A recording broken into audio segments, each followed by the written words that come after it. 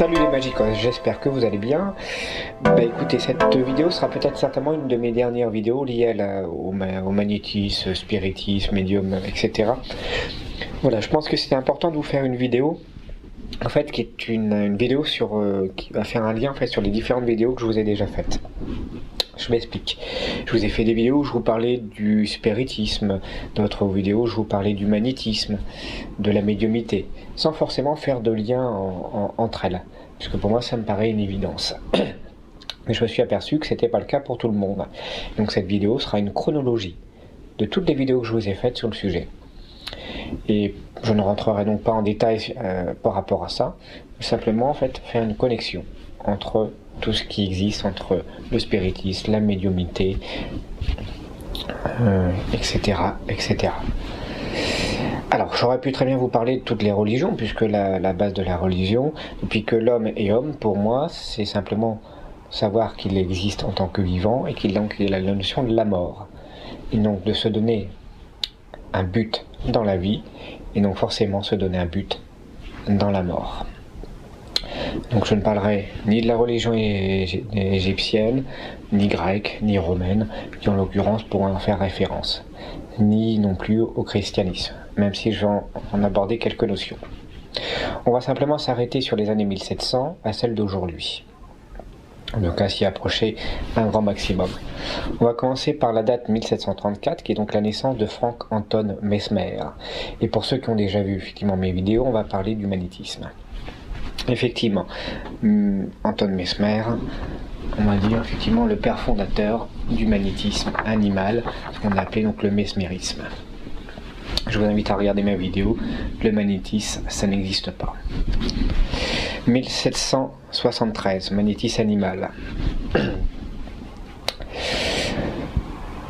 Donc il faut comprendre le contexte, donc je vais parler sur les années précédentes, donc on est encore dans le catholicisme, dans la notion effectivement de l'exorcisme, et donc Mesmer va casser ce protocole-là, puisqu'effectivement quand vous aviez un patient, un malade, il y avait la notion de Dieu, du divin, du diable, donc de la possession. Vous avez un mal, c'est donc vous êtes possédé par le divin, cette notion de démon, et donc Mesmer va casser cette notion là au niveau de la religion, et donc la notion ne se passera plus entre la religion et entre guillemets le démon, mais entre le patient et le praticien. Donc ça change tout. On va casser ces codes au niveau de la religion, et ça effectivement vous allez le voir par la suite, c'est vachement important. Donc il y a eu plusieurs courants du magnétisme qui en découlent, donc liés aux soins et liés effectivement à une notion de l'au-delà. C'est pour ça qu'on va rentrer en détail sur la notion de ce qu'appelaient donc les sujets au niveau de Mesmer, ce qu'on appelait donc les somnambules. Donc il faut savoir rapidement juste que ça veut dire que effectivement le magnétisme a été condamné dans les années 1784, et que donc bien après effectivement on va commencer à parler du spiritisme. Donc retenez bien juste simplement la notion des sujets de Mesmer avec ce qu'on appelait donc les somnambules, somnambulisme. Je reviendrai en détail après. Donc 1804, naissance d'Hippolyte Léon Denisai Rivaïs. Et pour ceux qui effectivement ont vu mes vidéos, vous savez très bien que j'ai parlé d'Alan Kardec. Abonnez-vous à ma chaîne, regardez mes vidéos et likez, partagez. Ça c'est fait. On va aller monter dans une dizaine d'années après, on va naissance de Léa Fox. Je reviendrai aussi. Donc, en l'occurrence donc des sœurs Fox. Pour plus de détails, je vous invite aussi à regarder mes vidéos. L'année suivante, mort de Frank Anton Mesmer en 1815. Donc vous voyez qu'il s'est quand même passé pas mal d'années entre eux. Naissance de Kate voilà, et de Margaret dans les années 1830, donc 1836 et 1838. Et donc, naissance entre guillemets du spiritisme via les sœurs Fox en 1848. Et donc pourquoi je vous ai fait un lien entre Anton Mesmer et les sœurs Fox. Un des courants effectivement de Anton Mesmer était donc lié à ce qu'on appelle donc je vous le dis donc les sujets, donc ce qu'on appelait les somnambules. Il faut savoir que les médiums, avant de les appeler comme aujourd'hui on les appelle les médiums, on les appelait les somnambules. Et un des courants effectivement des trans magnétiques de Mesmer était un des courants effectivement à cette capacité de rentrer en transe et donc en communication avec l'au-delà. Vous voyez le lien tout de suite. Donc les somnambules de Mesmer avec les somnambules qu'on appelle donc les médiums. Donc à l'époque on les appelait effectivement les somnambules. Et donc le lien s'est fait là directement avec effectivement les sujets de Mesmer. Un des courants effectivement, donc c'était des trans en général très spectaculaires. Il y avait effectivement un côté thérapeutique, mais il y avait effectivement un côté spectaculaire et il y avait un côté très religieux avec cette capacité de rentrer en communication avec l'au-delà. Quand on rentrait en transe, on avait une sensibilité à pouvoir parler avec les morts. Donc les sœurs Fox, comme je vous ai dit, création du spiritisme avec effectivement toute l'histoire qui en découle avec Bisfoot et compagnie. Je rentre vraiment pas dans les détails à ce niveau-là. Sinon la vidéo durait déjà, alors excusez-moi je tousse un peu.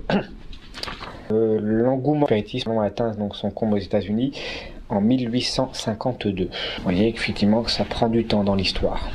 Donc avec l'arrivée des tables tournantes en 1853 et découverte des tables tournantes en 1855, donc par en l'occurrence Hippolyte Léon Denisai Rivaïs. Alors bon, lui n'y croyait pas au départ, hein, effectivement, bon, il dit c'est quoi cette connerie, etc. Et puis bon, il était dans une période où effectivement, il est rentré dans ce courant et donc lui par contre a cassé pas mal les choses, c'est-à-dire qu'effectivement, donc il a retiré donc les trans, on les a perdus avec les sœurs Fox. On a eu par contre les tables tournantes et après ce qu'on appelait les tables parlantes. Lui, il va les garder quelques années, il va commencer à les retirer à partir de 1858. Il va rejeter ce courant-là en fait et partir plus sur un courant philosophique au niveau du spiritisme, avec un côté plus philosophique. Donc au départ, on est avec le courant, je vous dis, donc Mesmer avec les trans magnétiques, avec le but à la base de soigner, et avec après donc cette notion de trans, de pouvoir parler de là. On a donc les sœurs Fox avec les tables tournantes. Et donc on arrive avec le courant en France avec donc Hippolyte, avec ce côté un peu plus religieux, donc on a philosophique on va dire plutôt. Donc le courant on parle aux morts et avec un courant effectivement en fait c'est une doctrine, c'est une philosophie de vie. Quelques années après, ça on va revenir après, donc naissance en 1859 de Arthur Conan Doyle, donc le père fondateur de Sherlock Holmes. En 1869, décès de Alan Kardec, Hippolyte Léon Denisai. 1874, naissance d'Harry Houdini. Margaret Fox en 1880. 1988, Margaret Fox confessa effectivement que le canular, elle annonce effectivement le protocole, comment ils avaient fonctionné, comment elle faisait bouger les tables, comment elle faisait donc des craquements au niveau du bruit avec les orteils, avec des pommes entre les genoux, etc. Donc le canular est avéré, sauf qu'effectivement, entre temps, il y a pas mal de médiums, donc c'est pas le point empirique. Il va en prendre un petit coup, mais pas suffisamment, puisqu'effectivement d'autres médiums ont pris le pas, et c'est pour ça en l'occurrence que je vous ai parlé donc de Conan Doyle et de Harry Houdini, puisque eux vont avoir un incident sur les médiums bien après les Sœurs Fox. Et puis bon, ce qui est curieux en même temps, c'est que la date donc du canular, naissance de Nina Grandon, donc on en reparlera après, mais c'est donc sur la même année. Il n'y a pas de lien, mais d'autres, certains vous diront, ah, tiens c'est marrant, confession, et puis en même temps il y a la naissance d'une grande médium, c'est original. Non, il n'y en a pas. Dans les années 1890, donc décès de Léa Fox, l'année suivante. Et en l'occurrence, pour commencer à parler donc des tables Ouija, à la base le Ouija est un jouet, Enwarn Novelty Company, c'est un jouet pour enfants.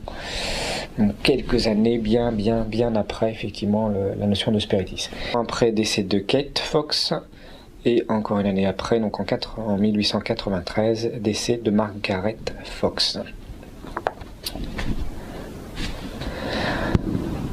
1896, l'expression de la mort imminente apparaît. Donc on commence à changer un petit peu de courant, donc on reste toujours dans le spiritisme, mais on commence déjà à parler d'autre chose. Oui, c'est une notion, on commence à parler de la mort imminente. Donc avec pas forcément encore un protocole scientifique, mais on commence à perdre un petit peu la notion du spiritisme. 1910, tribunal de la Chambre des députés, l'écrivain Maurice Boré dénonce le spiritisme au nom de la droite nationaliste. Donc en 1910, entre guillemets, fin du spiritisme, en tout cas il est plus reconnu comme tel, il est dénoncé. En 1913, décès de la mère d'Houdini. Donc c'est à ce moment-là que Houdini va effectivement s'intéresser énormément à la médiumnité, au spiritisme, avec son ami, donc en l'occurrence Conan Doyle. Et il va donc au départ s'y intéresser autant que son ami, et après il va commencer à en être complètement opposé à partir des années 1920, opposition du spiritisme donc par Houdini. En 1924, Houdini démasque même effectivement la supercherie de Nina Grandon. Je vous avais parlé tout à l'heure, au moment où effectivement les sœurs Fox ont dénoncé la supercherie, donc je vous avais annoncé donc la naissance de cette fameuse médium. Donc cette médium a fallu effectivement avoir une renommée, avoir un prix, et Houdini a réussi à la démasquer. Donc ça a fait un tort dans le spiritisme et dans la médiumnité, ça a pas mal cassé le courant, ça a failli effectivement être une religion. Je dis bien ça a failli, puisque ça n'a pas été le cas en France. En 1926, décès d'Houdini, dans des circonstances particulières. Je vous invite à regarder mes différentes vidéos pour en avoir plus en détail. Et en 1930, décès d'Arthur Conan Doyle. 1941, décès de Nina Grandon. On commence effectivement à avoir la notion de ce qu'on appelle donc en 1975, donc on commence, vous voyez, à arriver à notre époque, donc ce qu'on appelle le NDE, Need Dead Experience, ce qu'on appelle donc le EMI d'aujourd'hui. Donc vous voyez, donc le magnétisme découle du spiritisme, avec effectivement cette notion des médiums, ce qu'on appelait donc le somnambulisme. Des somnambulistes, donc on apparaît donc la médiumité, de la médiumité apparaît le courant avec ce qu'on appelle donc le LI. Donc on a plus cette notion effectivement de table tournante, ça on le retire, donc il reste encore les médiums. Après les médiums, on commence à diminuer, plus pour un courant, plus pour la voyance. Donc on arrive sur un courant un peu plus scientifique, où on essaie de donner une raison. Si c'est les médiums n'ont pas la réponse, peut-être que la science peut l'avoir via le MI. Donc tout ça c'est fumeux, c'est plus que fumeux en réalité, ce ne sont que des courants créés par des hommes. Souvent, si vous regardez Anton Mesmer, c'était pour une question de pognon essentiellement. Si vous regardez les Sir Fox, au départ, c'était sur l'idée d'un jeu entre petites filles, pour finir sur une question de pognon. Et puis, donc avec pareil, avec Revice, pareil, je pense qu'il y avait une question d'argent aussi, de notoriété. Et puis bon, cette notion aujourd'hui, et ça c'est le courant qui apparaît dans notre époque aujourd'hui, dans les années 2000, cette notion de parapsychologie, de pseudo-science, de tout expliquer par la science, entre guillemets, ouais, mais c'est quantique, etc. Donc vous voyez qu'en fin de compte, fatalement, l'objectif de base est toujours le même. C'est fumeux, tout ça c'est fumeux. Ce ne sont que des croyances par des hommes qui ont été démontées. Tout a été démonté à l'époque même des croyances. Aujourd'hui, si vous regardez le spiritisme, il reste un courant à Lyon, et je ne sais même pas s'il y a plus d'une trentaine d'associations, il n'y en a même plus aujourd'hui. Ça n'existe plus, ça n'intéresse plus personne. C'est fini.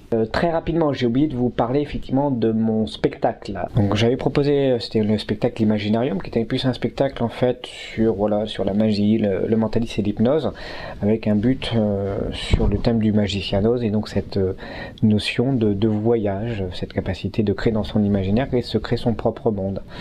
Donc à la fin, j'invitais les gens à dire que c'était eux de créer leur propre magie et de créer leur propre chemin dans la vie. Et donc là, ça fait 2 ans de travail que je travaille sur c'est un spectacle conférence qui s'appellera Spirit, donc qui va être proposé en l'occurrence dans ma région, donc sur Amiens et les alentours, et en l'occurrence aussi en région parisienne.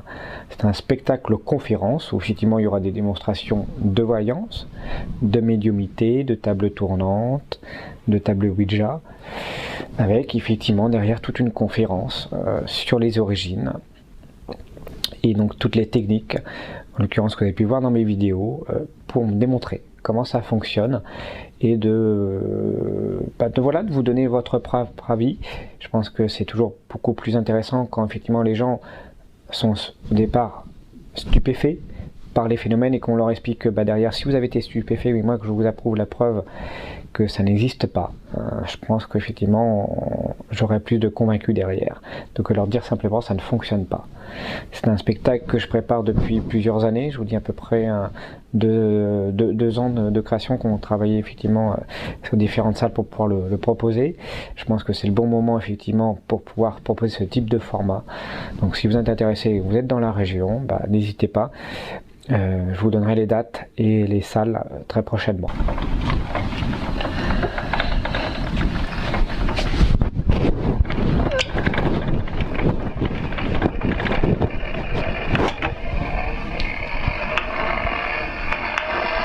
Allez, salut les Magicos, bye bye. Mes amis, je fais partie d'un grand club de spirit. Les morts vont si vite, faut courir après. Nous communiquons toujours avec des gens notoires, femmes dans l'histoire, voici leur secret. Avec la pompon, la pompadour. Faut toujours papa, faut toujours parler d'amour. Avec la dudu, la du Paris.